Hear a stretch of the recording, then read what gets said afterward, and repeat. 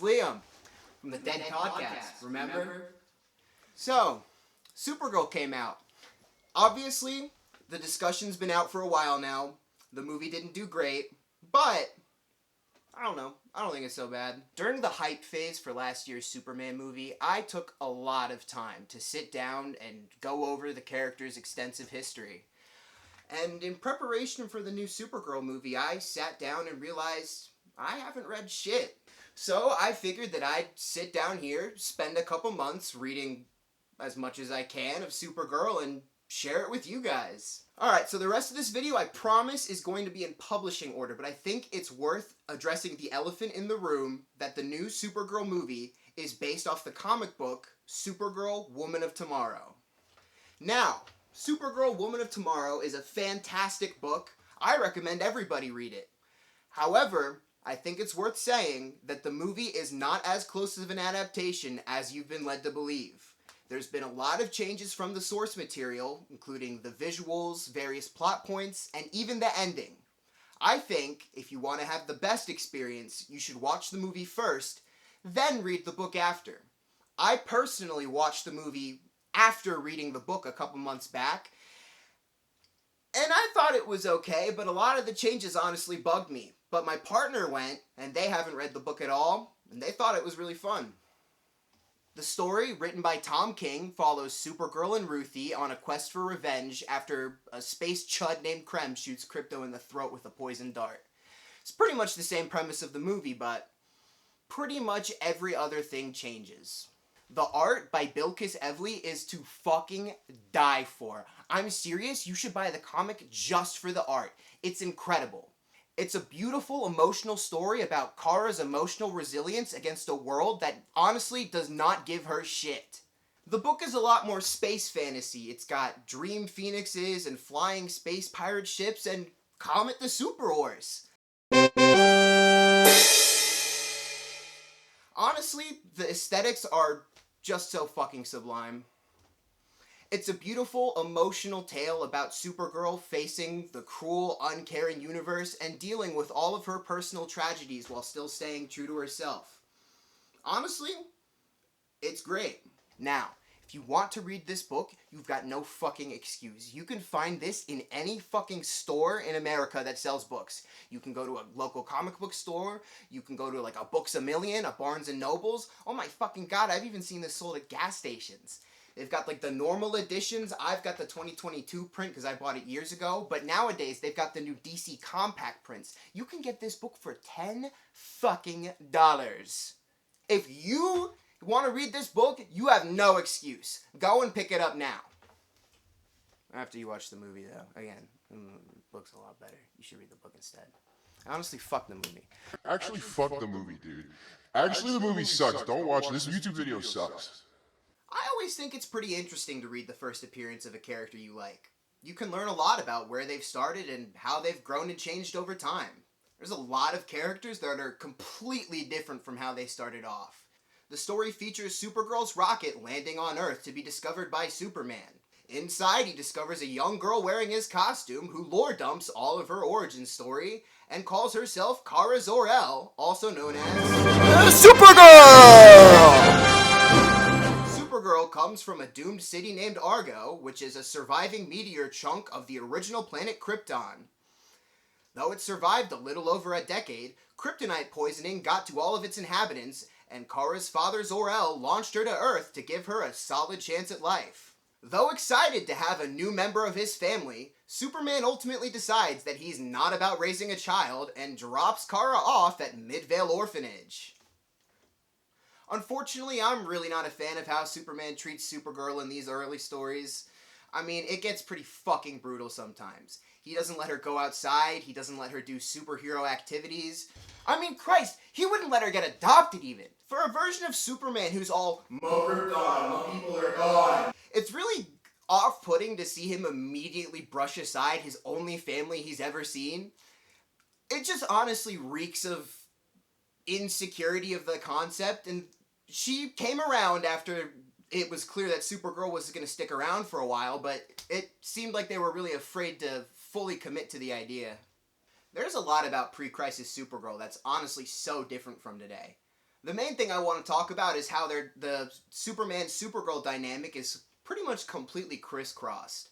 Back in the day, Superman was a lot more of a lonely alien character in the Silver and Bronze Age. He had a hard time connecting with humanity, and it sort of got to him sometimes. He wasn't like, Zack Snyder level, just stare into the void and Mog. He never was like a depressing god figure or anything like that. He still had the warmth of the Superman character, but at the end of the day, he didn't have anybody he could turn to. Supergirl, on the other hand, is a lot more of a bubbly, sociable character.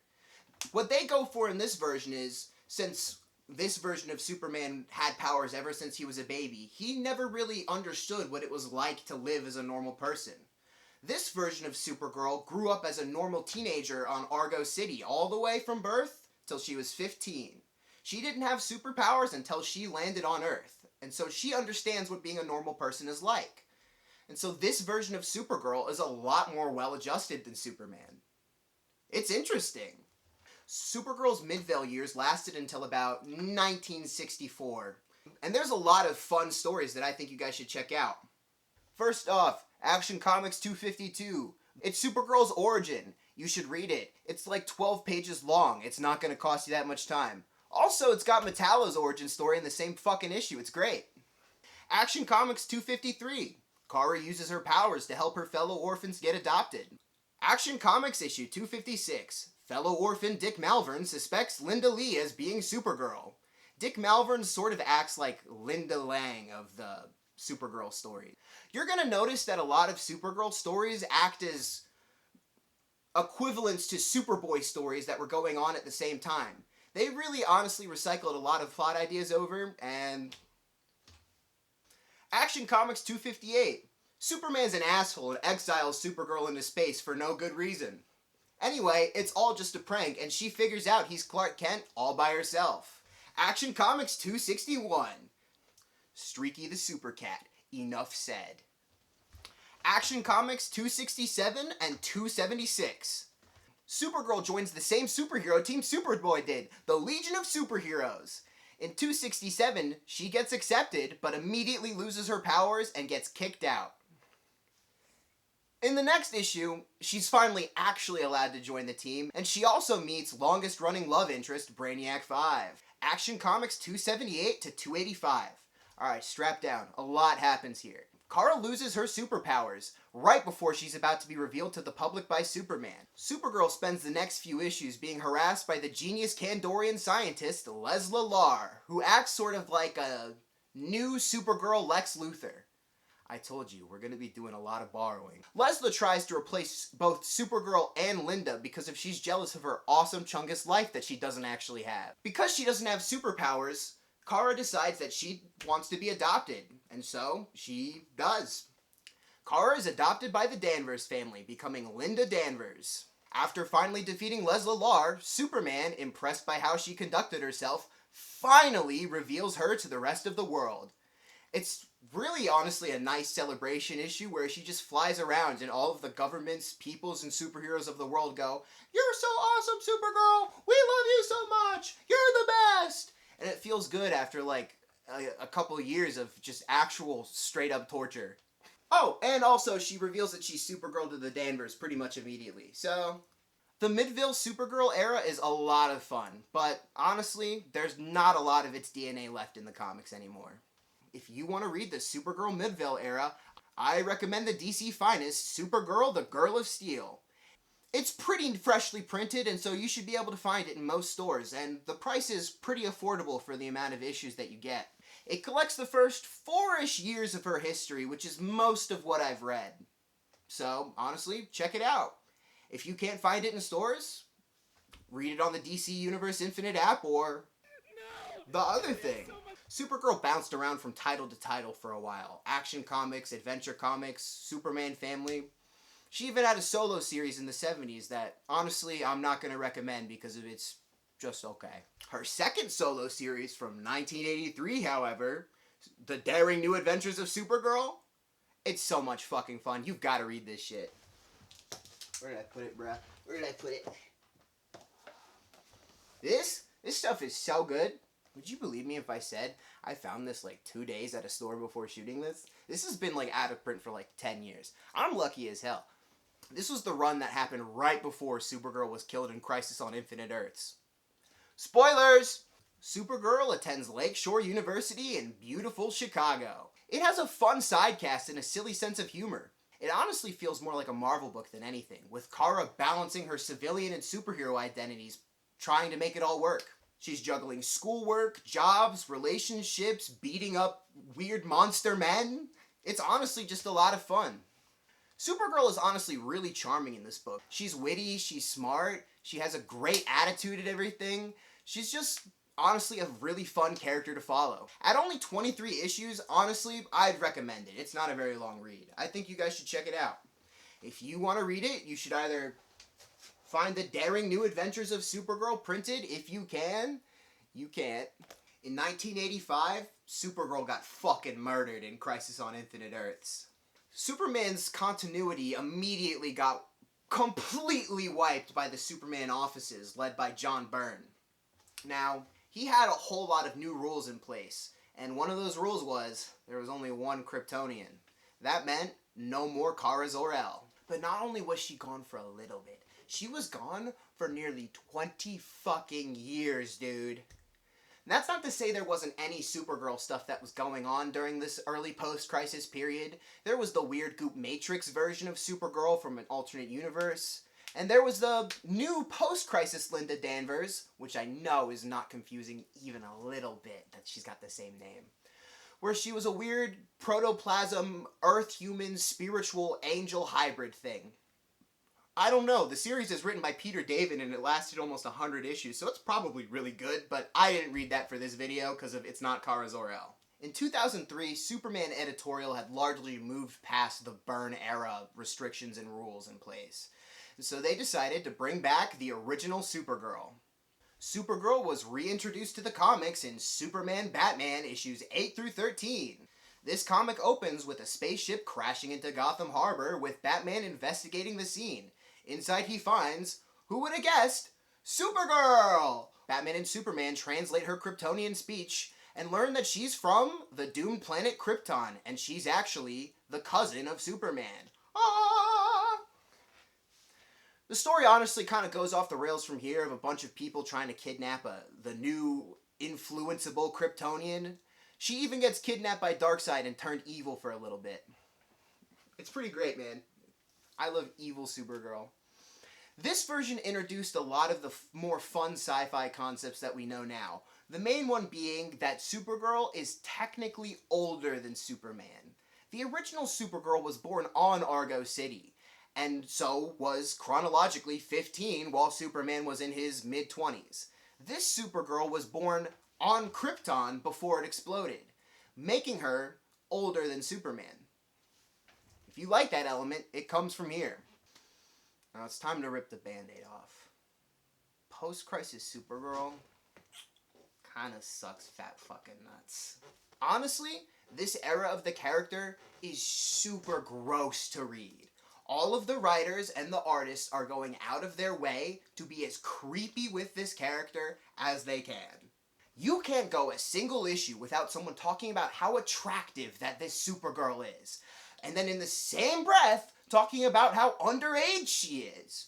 And listen, I don't see any reason to do any of this at all. It's completely unnecessary, and it goes on for at least the first 20-ish issues. It's not that her outfit is inherently bad, but take a look at these screen grabs from issues 21 by Renato Guedes next to Ian Churchill's version, and I think you'll see what I mean. The gross depictions of Supergirl physically should be enough to skip this run, but don't worry, there are other reasons to skip it. Mainly being, there's not a single likable character in the entire run. The idea of this version of Supergirl is that she should be a flawed, messy person compared to the more put-together Superman, which I think is a valid take on the character that we've really moved forward with for the rest of her history, by and large. But they take her further from messy, and they make her trashy. Supergirl should have room to make mistakes and grow into her heroism, but honestly, this book takes it much too far. Every single action she takes is selfish and for herself, inconsiderate, ill-conceived, and honestly, it takes about 25-ish issues for her to do anything heroic at all. She honestly is the worst. I hate reading her. The writers must have known this because they write an arc where she has to face off against a more perfect, idealized Supergirl, and we're supposed to feel bad for her and go, "Aww, she makes mistakes, but she's trying." But honestly, the perfect Supergirl is right. She's not trying. She sucks at what she does. I hate her. Get rid of her. Boo! Boo! Hashtag dunk Jeff Loeb in burning oil. Whatever you do, skip the first 20 issues of post-crisis Supergirl. I have never been more serious about anything in my life. It might be some of the worst stuff I've ever read. I felt like I had to take a shower after every fucking issue. Kelly Puckett had a short 10-issue run following, and it fixes a lot of what I was worried about. They get rid of a lot of the weird sexualization and draw her a lot more normal, and the dialogue focuses a lot less on it. Kara makes a lot more understandable mistakes and feels a lot more like she's trying to be a superhero. The most famous arc from this era, and the story that landed most for me, is the one where she tries to cure cancer. She promises a boy that he's not going to die, not realizing that he has cancer. And when she finds this out, instead of explaining that she doesn't have the ability to cure it, she says, "I'm going to cure this cancer." She spends the next few issues breaking supervillains out of jail, kidnapping people. She threatens to kill Resurrection Man until he finally roulettes the correct powers to cure cancer. It's just crazy, man. She's on some bullshit, but you understand where it's coming from because she so desperately wants to do the right thing and feel like a good person. It's a far cry from the selfish Kara we saw from the previous 20 issues. If you want to read Kelly Puckett's run, you should read the trade Supergirl, Ghost of Krypton. It's pretty old, so I'm not sure if you can find it. Most people who make Supergirl reading orders like to bring up Sterling Gates' Supergirl run from issues 34 to 59. And listen, don't get me wrong, these issues are the best she's had so far. There's lots of interesting dynamics with her parents, her culture, her heritage, trying to balance her human side and her Kryptonian side. It's a lot of great stuff. But unfortunately, it's very tied up with the deep crossover events going on at the time. Mainly the new Krypton event. If you don't know stuff like what a Kandor is, then you probably shouldn't start with Supergirl, the Sterling Gates run. It's honestly very dense to get into if you don't know anything about Supergirl. I would recommend reading this as your third or fourth Supergirl book, maybe after you've read a little bit more Superman first. If you want to read Sterling Gates' run in the trades, you should read Supergirl, the Daughter of New Krypton, and Supergirl, the Hunt for Reactron. Like before, these books are a little old, so good luck finding them, and if not, Use the fucking app! for shits and giggles, DC decided to reboot their continuity all over again in 2011. Kara returned with a new solo series written by Michael Green and Mike Johnson with pencils by Mahmoud Asrar. I don't know how to say it actually, but that's how it's spelled. I'm Mahmoud Asrar. This run follows the more messy angle that Post-Crisis introduced, but I'm gonna just keep it real, does it a lot better. This run starts with Supergirl's pod landing in a Russian field. She's immediately approached by some menacing mechanized soldiers and tears through them like paper until Superman arrives to stop her. He informs her that they're the only survivors of the planet Krypton, and overwhelmed, she flees. I really like this intro to Kara. It really does a better job of putting us in her shoes than the post-crisis version. The post-crisis version, while not bad, is told from the perspective of Superman and Batman. You know, because it was a Superman and Batman book. This book introduced us to an unusual teenage girl from space with limitless power and little self-control. Like Batman, the reader questions if she can be trusted, and like Superman, they question if she's responsible enough to be a hero. While this isn't bad in its own right, we actually get Kara's perspective in the New 52 version. We are dropped in the middle of the action, having no idea where we are and what's going on. We see how Supergirl struggles to use her We see how Supergirl struggles to control her powers, such as her super strength, hearing, X-ray vision, hell, even her laser vision. All of these overwhelming circumstances make Supergirl's behavior much more understandable. The rest of this series focuses on Supergirl as she tries to find a new life for herself while dealing with the grief and anger from losing Krypton. The New 52 run is honestly my favorite place to start with Supergirl. If you want a recommendation, I think you start here. I really love how they handle Kara as a character. I hear a lot of complaints about how angry and punchy she is from people who prefer a more classical, heroic version, but I don't think this version's nearly as unpalatable as the post-Crisis version. Also, her punchiness, though very New 52 coded, makes a lot more sense than a lot of the series going on at the same time. Honestly, I don't mind a lot of it. I think it works great. I think this book gives Supergirl a lot of room to have flaws and problems, but still grow into a heroic character without feeling too exploitative. It also gives her a new cyborg Superman as a menace, and so that's pretty fun. I would read the first 13 issues as well as the Zero issue, which encompasses the entirety of the Green Johnson run. You can read a little bit further from here, but it gets into a bit of more of a slump with the Hell on Earth crossovers and stuff like that. Oh my god, bro. Oh, hell no, man. What the fuck? It picks back up again for the Red Daughter of Krypton arc, though. That book's really fucking good. Before Woman of Tomorrow came out, Red Daughter of Krypton was the only fucking Supergirl book I saw anybody talk about online. Nobody read anything else, but this was part of peak Green Lantern era. This was peak John's era, so she got a big boost off of that. You should read that too. These issues can be found in the trades Last Daughter of Krypton and Girl in the World. Oh, also check out issues 19 and 20. I really like that bit. It's like sort of like right after the Hell on Earth stuff. Supergirl has her own Fortress of Solitude, and she's really insecure about, how her life is. And she meets Power Girl, who, is her she's her double from an alternate timeline, her variant, if you will. She has a lot more of a fulfilling life, a more fleshed out identity, and just has a place in the world, which Kara lacks. They go to her Fortress of Solitude, but because of New 52 Kryptonian cloning principles, the Fortress decides that one of them is a clone and tries to kill them both. It's not the most noteworthy story of all time. I wouldn't pick up the trade for it, but if you're reading online, I think you should check these issues out. The Red Lantern story arc goes from issues 28 to 34 and can be found in the Red Daughter of Krypton trade paperback. Also, we just recently got a New 52 Supergirl omnibus, which encompasses the first half of the entire New 52 series, with the second volume of the omnibus coming out in a few months. If you've got a decent chunk of change, I'd check these out. In 2016, DC gave itself another shot in the arm with the semi-reboot DC Rebirth, which introduced yet another brand new Supergirl solo series, this time written by Steve Orlando and drawn by Brian Ching. To make it even more confusing, there is a Supergirl Rebirth one-shot that takes place in between the ending of the New 52 run and this current run.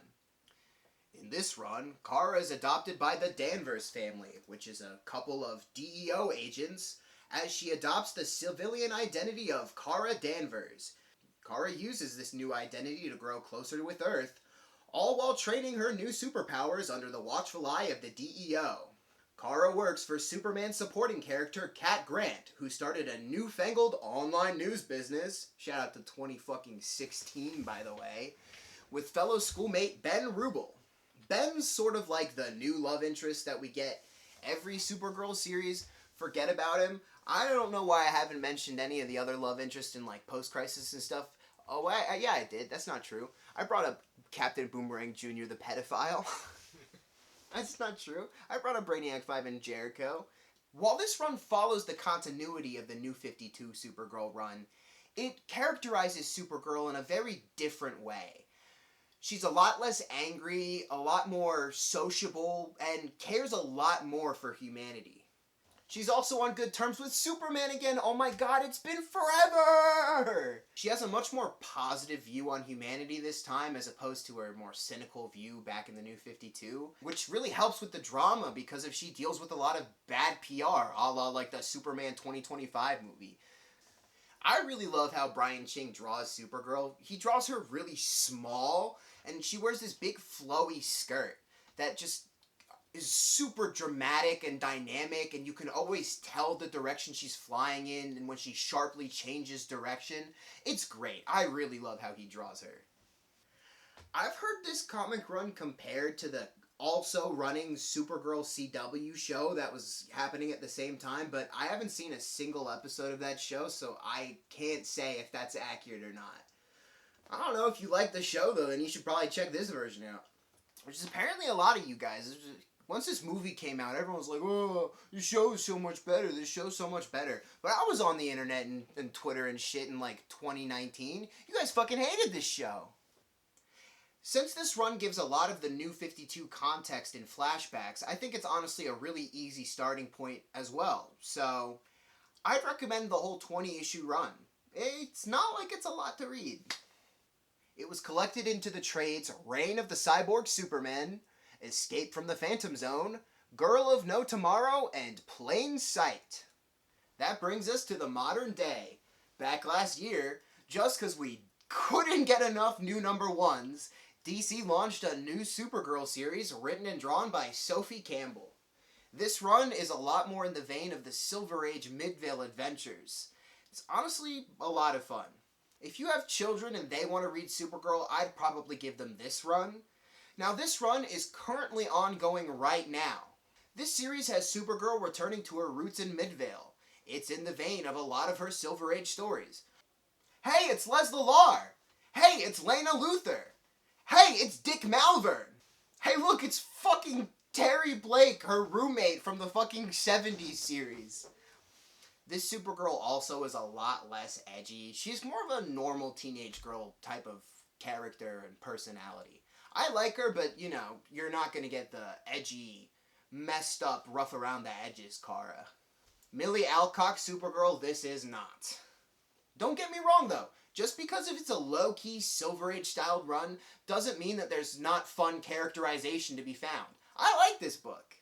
You can find the first trade now called Supergirl Misadventures in Midvale in a comic book store near you. That's right, guys, it's not out of print!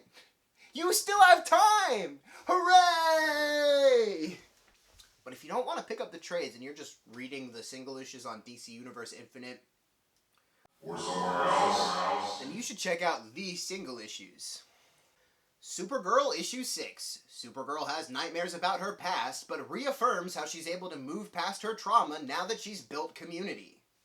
And Supergirl issue 8. The Linda bot from the Silver Age breaks out of its tree and starts trying to get revenge because it's been abandoned. Honestly, this one's pretty sad, but that's sort of why I like it. If you like this series and you want to support its creator, you should buy it every month. Fuck, man, that was a lot of comics. Getting into reading can be really difficult, and I hope that I was able to help some of you guys out getting into Supergirl as a character. If you can't tell, I've really gotten into her over the time I've spent with her. I've read nearly 250 issues with her as the main character. If you guys like what you read so far and want to go even deeper, I'm going to link you this whole comprehensive reading list by Tumblr user Argo City, who really helped put this video together. Their list covers pretty much every single Supergirl book ever made. So if you want an extensive list of everything ever, you should go check them out. I hope you guys like this video, and I'm thinking of doing one for Lanterns. Comment down below if you like it, like and subscribe, and if you didn't, make sure to tell me that you're unsubscribing and this channel sucks down below. Bye! Oh my fucking god, guys! Can you believe it? It's Decay! From the 80s book! I love Decay! He's my favorite villain!